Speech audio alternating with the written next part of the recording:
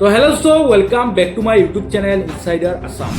আজিৰ ভিডিঅ'টোত কোনো ব্লগিং নহয়। আজিৰ ভিডিঅ'টো মই বেলেগতকৈ অলপ বেলেগ বনাব ট্ৰাই কৰি আছোঁ, কাৰণ আপোনালোকে গম পায় আগন্তুক দিনত আমাৰ অসমত পঞ্চায়ত ইলেকশ্যন হ'ব গৈ আছে, যিটো আমাৰ অসমৰ বাবে আৰু আমাৰ গাঁও মানুহৰ কাৰণে কিমান ইম্পৰ্টেণ্ট।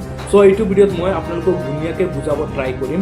আৰু এটা কথা কৈ দিওঁ যে ইয়াতে আমাৰ গাঁওখনত ডবকালালা 9 নম্বৰ ৱাৰ্ডৰ এনে এজন ব্যক্তি যি নিজৰ কথা নাভাবি এনেকুৱা কাম কৰিছে ন আমাৰ ৱাৰ্ডখনত আৰু এই গাঁওখনত, আপোনালোকক দেখুৱাম। সঁচাকৈ আপোনালোক আচৰিত হৈ যাব এজন ব্যক্তিৰ কথা শুনি। চ' বলক ভিডিঅ'টো আৰম্ভ কৰোঁ।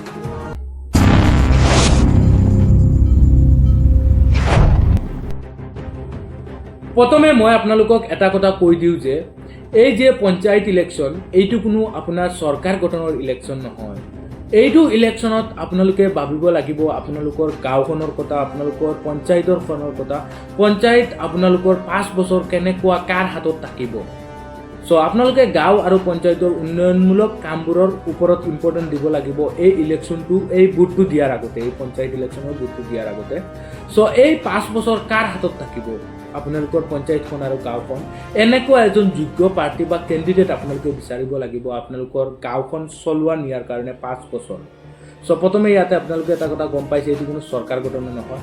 চ' আপোনালোকে এটা কাম কৰিব, এইটো ইলেকশ্যনত, পঞ্চায়ত ইলেকশ্যনত AGP BJP এইবিলাক কোনো দলৰ কথা নাভাবি নিজৰ গাঁওখনৰ কথা ভাবি এজন ভাল কেণ্ডিডেট বিচাৰিব। পাৰ্টিক ইম্পৰ্টেণ্ট দিয়ক, কেণ্ডিডেটত ইম্পৰ্টেণ্ট দিয়ক। আপোনালোকে এইবিলাক AGP BJP এইবিলাক এইটো ইলেকশ্যনত ইম্পৰ্টেণ্ট দিয়াৰ দৰকাৰ নাই মই ভাবোঁ। চ' আৰু যে মই মোৰ গাঁওখনৰ কথা কৈছিলোঁ যে এজন ব্যক্তি যি নিজৰ কথা নাভাবি, নিজৰ কথা চিন্তা নকৰি গাঁওখনৰ কাৰণে কি কৰিছে মই এইটো ভিডিঅ'ত ক'ম। য়েছ, মই কৈ আছোঁ তাজউদ্দিন বাইৰ কথা। এই তাজউদ্দিন বাই আমাৰ গাঁওখনত কি কৰিছে আপোনালোকে চাওক। এই তাজউদ্দিন বাই কোনো মেম্বাৰ নহয়, কোনো ZPC নহয়, কোনো কাউন্সিলৰ নহয়, কোনো চৰকাৰী মানুহ নহয়। তেওঁ এই গাঁওখনৰ কাৰণে কৰিছে কি চাওক। প্ৰথমে এই ৰুটটো চাওক। এই ৰুটটো হ'ল আমাৰ ডবকানালাৰ মেইন ৰুট। এই ৰুটটোৰ অৱস্থা পিছত কি কৰিলে তাজউদ্দিন বায়ে চাওক। কেনেকুৱা লেভেলৰ কাম কৰাইছে এই ৰুটটোত। নিজে ব্লক অফিচত গৈছে, DC অফিচত গৈছে, এইবিলাক পাৰ্মিশ্যন আনিছে, তাৰপিছত এই কামটো কৰাইছে।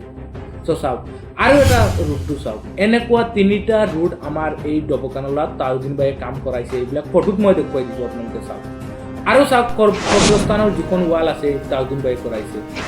চ' এনেকুৱা এক্সাম্পল বহুত আছে তাজউদ্দিন বাইৰ কাৰণে। আৰু ৰিচেণ্টলি আপোনালোকৰ তাজউদ্দিন বায়ে মানে আমাৰ গাঁৱৰ তাজউদ্দিন বায়ে 36খন ঘৰৰ পইচা সোমাই দিছে দুখীয়া মানুহক আমাৰ গাঁৱত, মই নিজে দেখা। চ' আৰু এখন চাওক, তাজউদ্দিন বায়ে এতিয়া ব্ৰিজৰ কাম ষ্টাৰ্ট কৰাইছে। কিন্তু তেওঁ কোনো দলৰ মানুহ নহয়, কোনো মেম্বাৰ নহয়, কোনো মানে ডিপাৰ্টমেণ্টৰো মানুহ নহয়, তথাপিও নিজে এইবিলাক কাম নিজে দৌৰি কৰাইছে চাওক। চ' এজন ভাল মেম্বাৰে, এজন ভাল প্ৰেচিডেণ্টেও এনেকুৱা কাম কৰাব নোৱাৰে যি কাম তাজউদ্দিন বায়ে কৰাই আছে মই ভাবোঁ। আৰু মই এইবিলাক চব ফটোত দেখুৱাই দি আছোঁ আপোনালোকৰ চাইডত, আপোনালোকে চাওক। চ' আপোনালোকেও যেতিয়া আপোনালোকৰ গাঁৱৰ কেণ্ডিডেট মানে প্ৰাৰ্থী যিজন থাকিব আপোনালোকৰ গাঁৱত, চ' আপোনালোকে এইবিলাক কি কাম কৰাইছে গাঁৱত বা নিজৰ কথা নাভাবি গাঁওখনৰ বাবে বা পঞ্চায়তখনৰ বাবে কি কৰিছে এইবিলাক কথা অলপ ধ্যান দিব। কাৰণ ভাই 5 বছৰ এই মানুহজনৰ হাতত আপোনালোকৰ গাঁৱৰ কাম কাজ এইবিলাক তেওঁৰ হাতত থাকিব, তেওঁ মানে এইবিলাক চাব আৰু।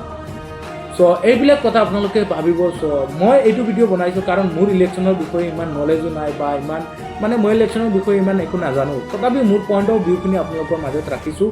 আপোনালোকে ভোটটো দিয়াৰ আগতে অলপ চিন্তা কৰিব। আৰু মানুহৰ মানে চব গাঁৱত আছে, ফাণ্ড আছে, কিন্তু এইবিলাক আনি কাম কৰাব এজন মানুহ লাগে।